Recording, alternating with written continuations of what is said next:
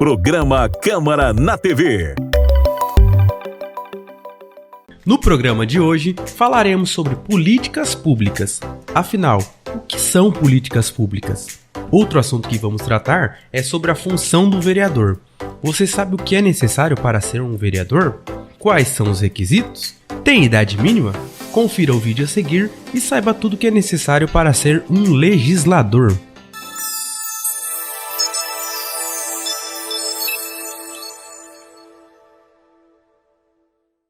O que é necessário para ser um representante? Quais as regras mais importantes relacionadas ao vereador? Você sabe quais são seus direitos políticos e quem deve garanti-los? Os dois direitos políticos mais importantes são o de votar e o de ser votado. O voto é obrigatório para todos com idade entre 18 e 70 anos e opcional, facultativo, para os cidadãos entre 16 e 18 anos, os analfabetos e os maiores de 70 anos. No Brasil, há uma justiça especial para cuidar das questões de votos e eleições, a Justiça Eleitoral. Para se candidatar, além de ser eleitor, são exigidas mais condições. As mais importantes são a filiação a um partido político, o título eleitoral inscrito na região em que se pretende concorrer e idade mínima, que no caso de vereador é de 18 anos. Embora todas as cidades tenham sempre um prefeito, a quantidade de vereadores varia e depende do número de habitantes do município. A Constituição Federal determina sempre um número máximo. Para municípios com até 15 mil habitantes, podem ser eleitos até 9 vereadores. Entre 15 e 30 mil, são 11 os eleitos. E a quantidade vai aumentando até 55 vereadores em cidades com mais de 8 milhões de habitantes, como São Paulo. O vereador é o único político que pode acumular outro cargo público, como ser também professor, médico, enfermeiro da rede pública, mas só é possível atuar nas duas funções se os horários das duas atribuições permitirem, se forem compatíveis. No exercício do mandato e sobre questões de seu município, dizemos que o vereador é inviolável por opiniões, palavras e votos. Inviolável quer dizer que ele não pode ser forçado a mudar de opinião ou ser processado por suas ideias e pelos discursos que fizer. Na Câmara Municipal, o voto é totalmente livre. O vereador pode votar como quiser. Justamente por esses direitos, o vereador é um agente privilegiado para apontar erros e atuar contra irregularidades cometidas pelos demais vereadores e pelo prefeito. Esta é uma garantia constitucional para o bom exercício do mandato, para permitir a defesa dos interesses do povo. Para conhecer mais sobre eleições e direitos políticos, você pode entrar em contato com a Justiça Eleitoral. Acesse www.tse.jus.br.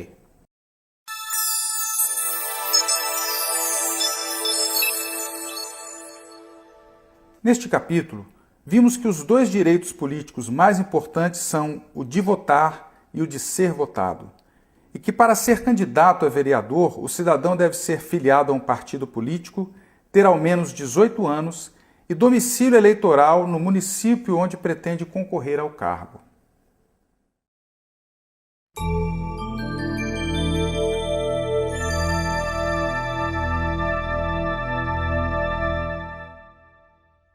O que são políticas públicas? No vídeo sobre Estado, vimos que ele é o responsável por organizar e exercer a vontade coletiva, por meio de um governo eleito e por instituições públicas, tais como o Congresso Nacional ou a Câmara de Vereadores da sua cidade. A vontade de cada um, que depois deve se constituir em vontade coletiva, é o resultado do exercício da sua cidadania. Foi isso também que vimos no vídeo sobre cidadania. Mas como esses direitos são recebidos e vividos de forma concreta? Ou seja, como toda a sociedade pode alcançar o seu bem-estar? Esse é justamente o tema deste vídeo: políticas públicas. Vejamos como elas acontecem. A cada eleição, os partidos e os candidatos se apresentam à sociedade com uma série de propostas, reunidas nos programas partidários. Os eleitores votam nos candidatos e nas suas propostas. Ao fazerem isso, deixam claro quais são aquelas que têm as suas preferências. Uma vez eleitos, os governantes desenvolvem as propostas que apresentaram nas eleições e as transformam em um plano de governo. É nesse plano que vão ser definidas as políticas públicas para cada área específica, como saúde, segurança, educação, transporte, meio ambiente. Detalhando um pouquinho mais, vamos supor que os eleitores escolheram um candidato que tem a área de saúde como sua principal plataforma eleitoral. Ele elabora seu plano de governo e as equipes técnicas vão então trabalhar essa prioridade, definindo como será a política pública de saúde, seus principais objetivos e metas. Também são os técnicos do governo que vão viabilizar a execução dessa política pública, fazendo orçamentos, cuidando das contratações necessárias, gerindo contratos. Finalmente, aquela política pública de saúde vai se concretizar na construção de hospitais e postos de saúde, por exemplo. Fica claro, então, que é por meio das políticas públicas que o Estado desenvolve sua atuação. Por isso, podemos dizer que elas são um conjunto de decisões, projetos, objetivos e metas para resolver problemas em áreas específicas e garantir o melhor interesse público. Mas o trabalho não acaba com a execução dos projetos, porque depois de efetivadas, as políticas públicas ainda precisam ser avaliadas, e isso acontece em 2 níveis. A primeira avaliação é feita pelo próprio governo, verificando se o que foi concebido foi realizado, se tudo aconteceu de acordo com a lei e os procedimentos adequados, se os resultados imaginados foram produzidos. A segunda avaliação é aquela feita pela população. Os governantes têm o dever de mostrar a todos se cumpriram com aquilo que apresentaram como propostas no momento eleitoral.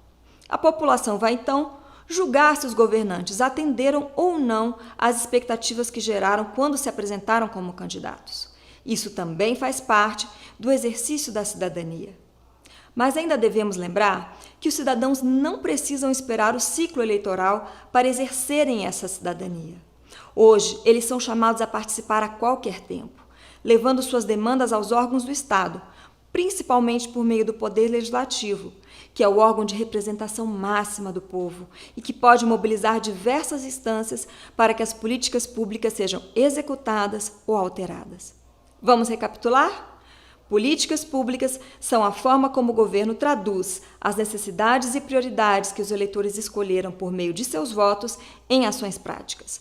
Por isso, é importante que você, cidadão, conheça sobre elas e saiba como participar. Até a próxima!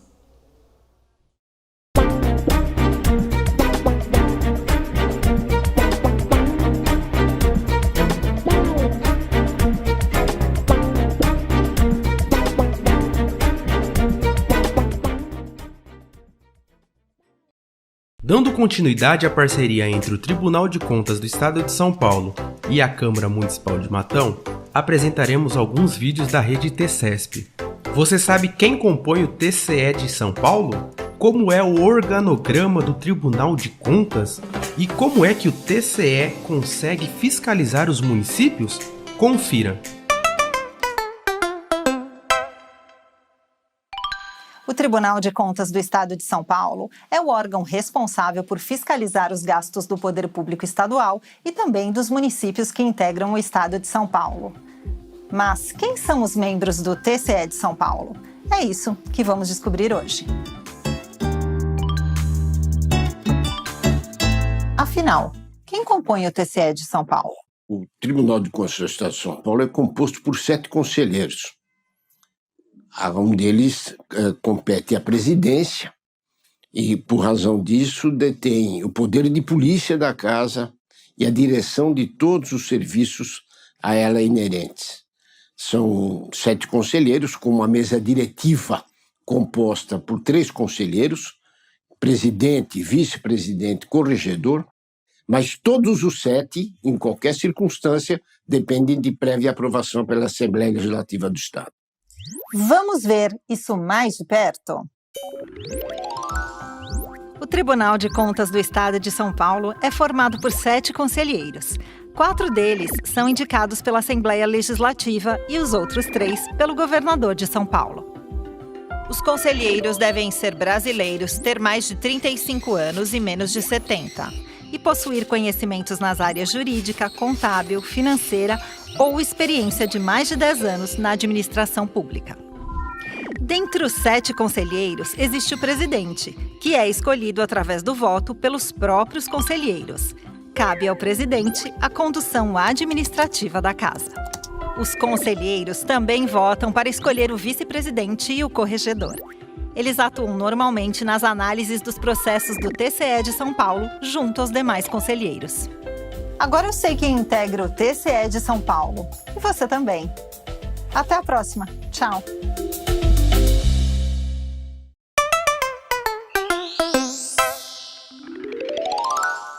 O Tribunal de Contas do Estado de São Paulo é o órgão responsável por fiscalizar os gastos do poder público estadual e também dos municípios que integram o Estado de São Paulo. Mas quem faz o que no TCE de São Paulo? Como é o organograma do tribunal? É isso que vamos descobrir agora.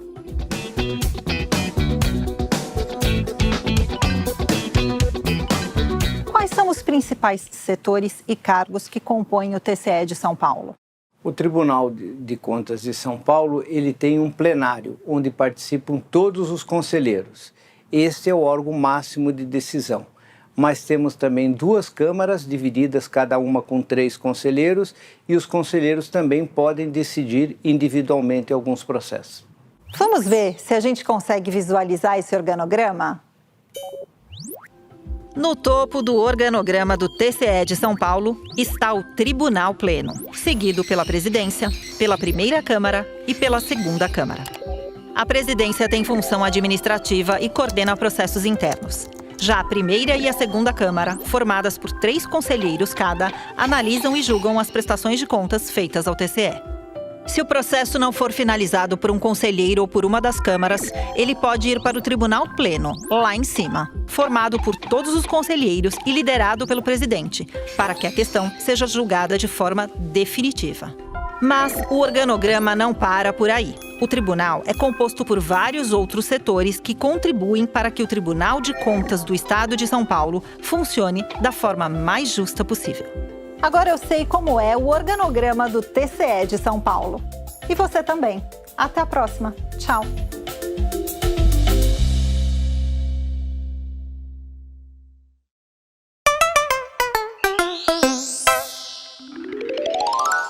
O Tribunal de Contas do Estado de São Paulo é o órgão responsável por fiscalizar os gastos do poder público do Estado e também dos municípios que integram o Estado de São Paulo.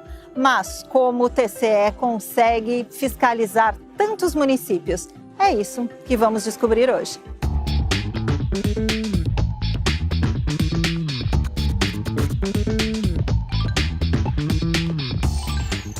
São as unidades regionais do TCE e como elas atuam na fiscalização dos municípios mais de perto. O Tribunal de Contas do Estado de São Paulo tem 20 unidades regionais espalhadas pelo Estado e que atendem vários municípios ao mesmo tempo. As equipes de cada unidade são responsáveis por fiscalizar todos os anos um determinado número de municípios da sua região. Todas as unidades regionais estão subordinadas à Secretaria Diretoria Geral, SDG, que centraliza os trabalhos da fiscalização no tribunal na capital. Vamos ver se eu consegui entender direitinho.